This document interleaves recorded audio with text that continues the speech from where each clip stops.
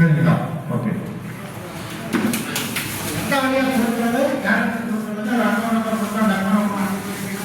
இப்போ நம்ம சந்தா புத்தகம் அனுப்பிச்சு வாங்கிருந்தோம். நீங்க சந்தா வந்து இந்த மீட்டிங்ல சந்தா புத்தகம் நீங்க கொடுத்துட்டு ரிசிப்ட் வாங்கிட்டு போயிடலாம். ஓகேங்களா? அதனால அந்த ரிசிப்ட் நீங்க பத்திரமா வச்சிருந்தா அதை வந்து நாங்கள் அடுத்து என்ன பண்ண போனோம்னா பேங்க் அக்கௌண்ட் ஓப்பன் பண்ணுவோம். முன்னாடி வந்து ஒரு அக்கௌண்ட் கரண்ட் அக்கௌண்ட் ஓப்பன் பண்ணுறோம்.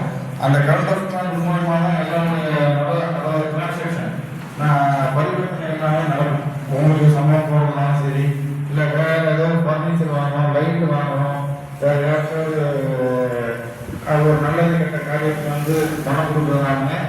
அந்த பணம் வந்து பேங்க் மூலமாக தான் போகுமே வழிய கை காசாக போகாது.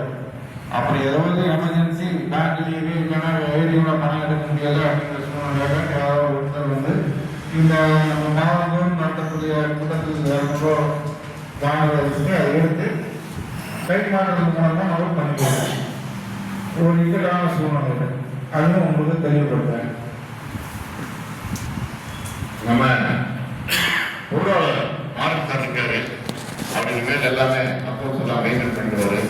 வரக்கூடிய சந்தா அதில் என்ன செலவு இருக்கும், வக்கீல் செலவு இருக்கும், ஆஃபீஸ் செலவு இருக்கும், எல்லாமே இருக்கும். அதெல்லாம் போட்டு நம்ம உறுப்பினர்களுக்கு ஏதாவது ஒரு சந்தா அதற்கு செலவு பண்ணுறதுக்கு ஒரு டெபாசிட் பண்ணுறோம். எல்லாத்துக்கும் மேலே இந்த நலசங்கத்திலிருந்து வர்ற பணம் இதுக்கு வராது, எல்லாரும் பேர்லையும் வரும்.